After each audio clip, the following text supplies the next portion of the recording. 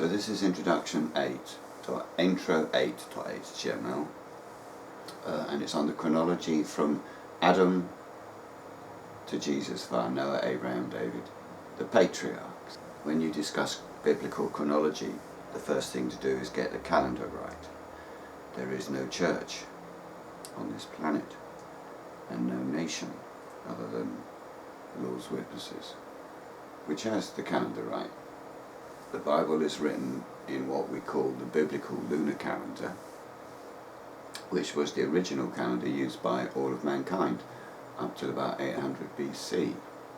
It has 12 lunar months, which are the same as the Hebrew months used by modern Israel. But modern Israel, of course, no longer use the biblical calendar. They have an idealized lunar calendar, which is different from the biblical one. The biblical one had 30 days in each month, 12 months in the year, making a 360-day year, which of course is incorrect in solar terms, because there's 365 and a quarter, more or less, days in the year. And they dealt with that by saying, well, we're only going to have 360, and we'll start the year in Nisan, organised in such a way that the Passover, which is the defining event to begin the new calendar, occurs after the spring equinox. The first month of the year, Nisan, is the first new moon, or the first moon, using the word moon to mean month, which actually many languages do. It's the first moon where the 14th day of that moon being visible is after the spring equinox, which is normally March 2021. The Mosaic definition also included that you had to have barley in the head. In other words, you needed it because first fruits occurs on Nisan 16, and you had to offer barley. And if you couldn't offer that barley, then the month wouldn't start. The trouble with that is you'd already have celebrated the Passover. You'd have to have had barley nowhere near being in the head, I suppose, on Nisan 14, and then said, well, there's no way we're going to get this stuff ready in Nisan 16, therefore we can't hold the Passover, therefore it's not the new year. And by having that sort of equinox definition, that synchronizes the lunar calendar back to the solar calendar with an error of a month, because a possible maximum error of a month. What happens is 2 years out of 3 you just carry on and have a 360-day year, and what that means is that your first month of the year becomes more and more advanced in respect of where it ought to be from a solar standpoint.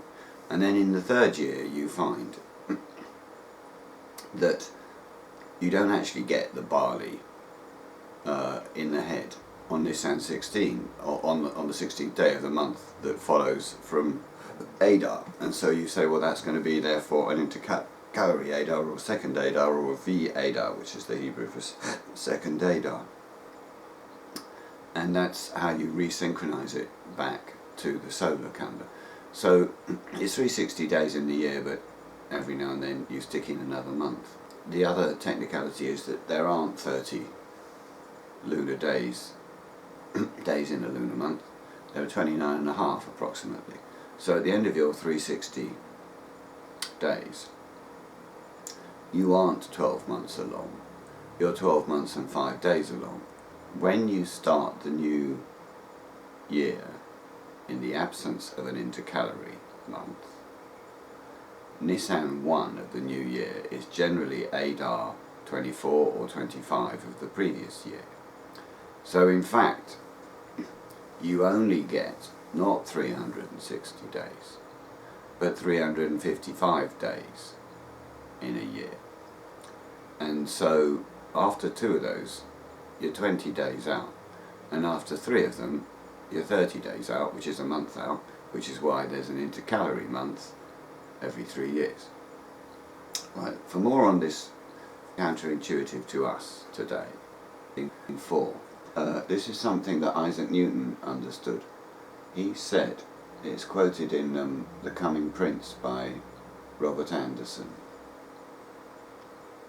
He said, all nations, before the just length of the solar year was known, reckon months by the course of the moon, and years by the return of winter, summer, spring, and autumn. And in making calendars for their festivals, they reckon 30 days to a lunar month, and 12 lunar months to a year, taking the nearest round numbers, whence came the division of the ecliptic into 360 degrees.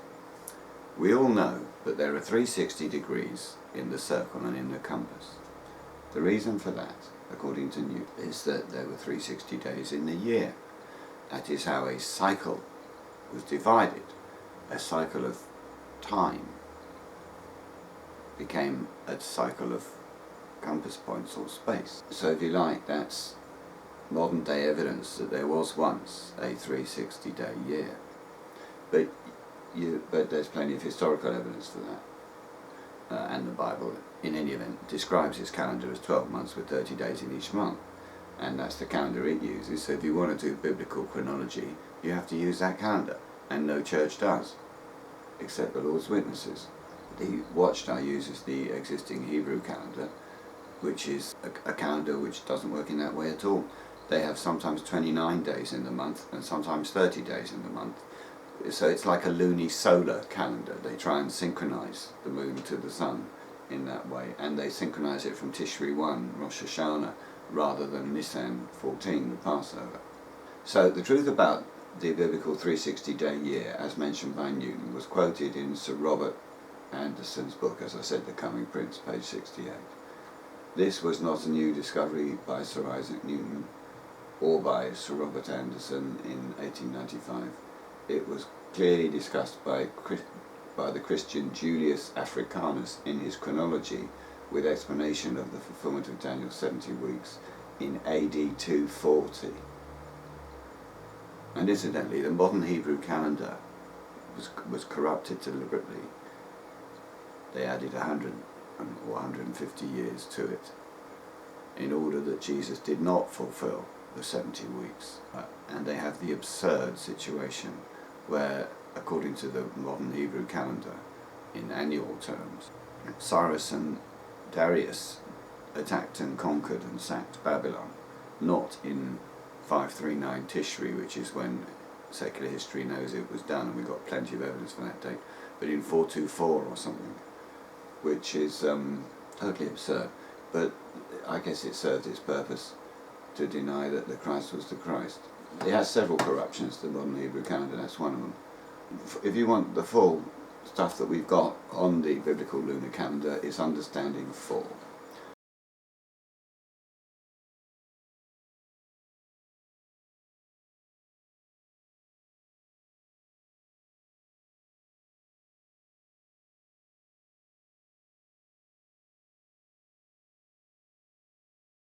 So we'll go back now to Intro 4. And it just lists some of the figures from Adam to Jesus, and when they were born and when they died.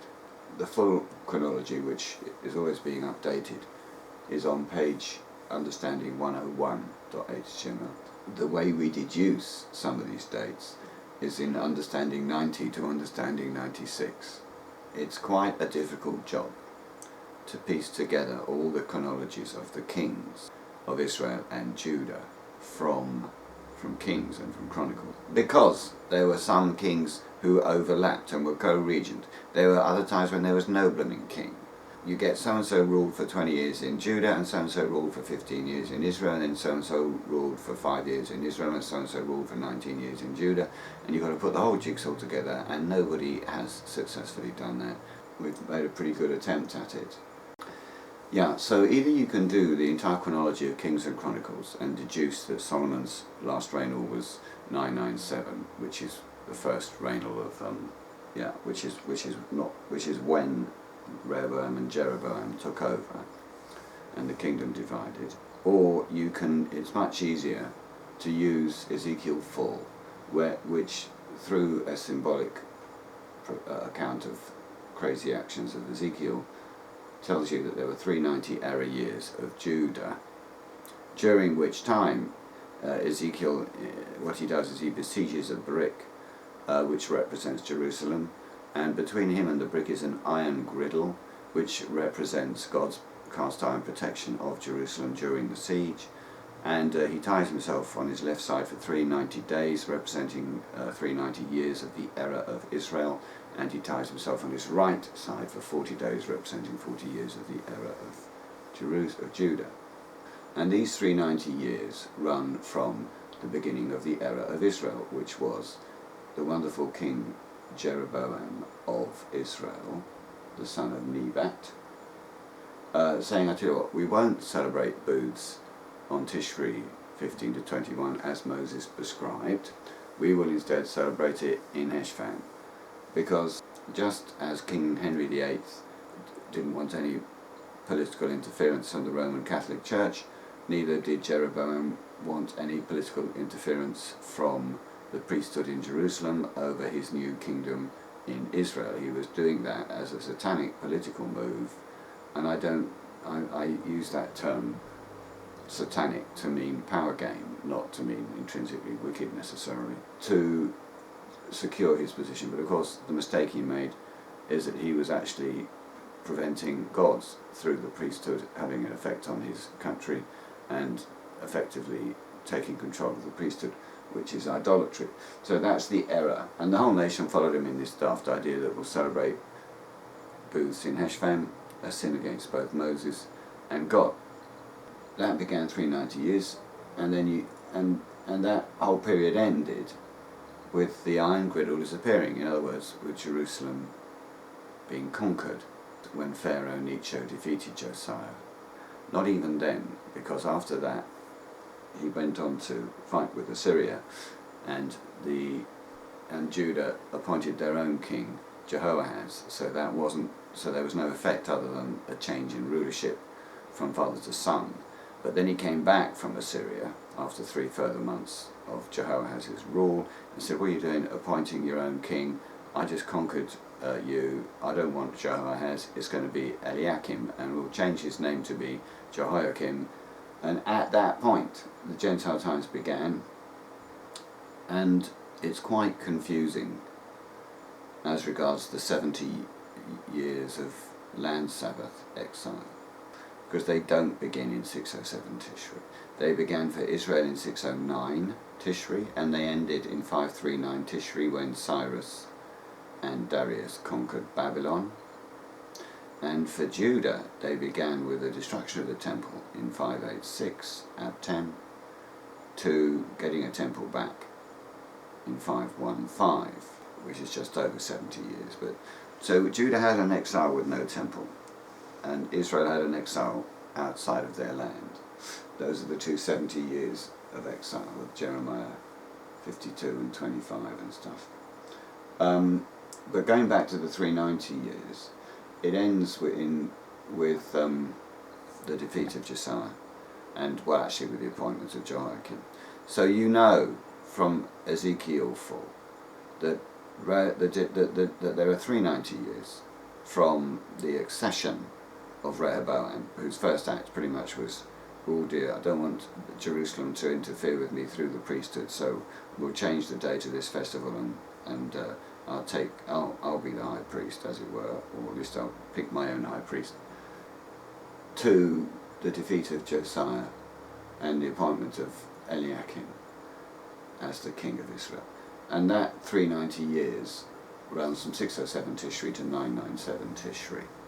And that's how you jump from Jehoiakim to Solomon without having to do the chronology of the kings.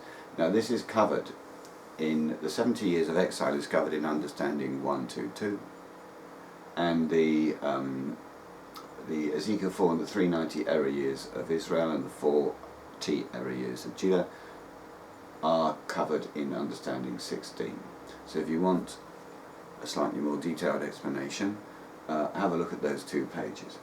Alright, so now we return to the Patriarchs. It's all easy. There are 2 difficult parts to the chronology from Adam to Jesus. One is from Solomon to Josiah and his son Ahaz and his son Eliakim, which we've just covered. The other difficult bit is the whole chronology of the judges. But that you can get from 1 Kings 6, which says that the second year of building of the Temple of Solomon was the 480th year of the exile. So that takes you from a time in Solomon's reign back to when they left Egypt. Now the temple was completed in 1048 Nisan, 3 times of the temple times before Jesus built the first Christian temple in 33 Nisan. And temples take 22.5 years to build from commissioning to inauguration. It came about in the 480th year after the sons of Israel came out of the land of Egypt, in the 4th year after Solomon became king over Israel. So it tells you that the 4th year, regnal year of Solomon, is the 480th year of the Exodus. And you know that Solomon reigned for 40 years, and you know that his last regnal year was 997 because Rehoboam took over then. So 1036 was his first regnal year. So 1033 was his 4th. And so 480 years previous to that is 1513. And that truly is when the Exodus occurred. So the Passover, 1513 Nisan 14, is when the firstborn of Pharaoh to the firstborn of the guy in the prison hole was killed. The Watchtower have that date. That was some very good research they did. And they also understand Ezekiel 4, as I've explained it. Modern Israel doesn't have that date because their calendar's screwed up. So those are the 2 difficulties in chronology. We're sort of doing understanding 16 here. But once you've got back to 1513, it's quite easy to count all the way back to Adam. And once you get to Josiah, it's quite easy to count to Jesus. The difficulty is getting from Josiah to Solomon and from Solomon to the Exodus. And you do the one with Ezekiel 4, and the other one you do with 1 Kings 6, which is this 480th year of the exile, is the 4th regnal year of Solomon, which was 1033. Thank you very much.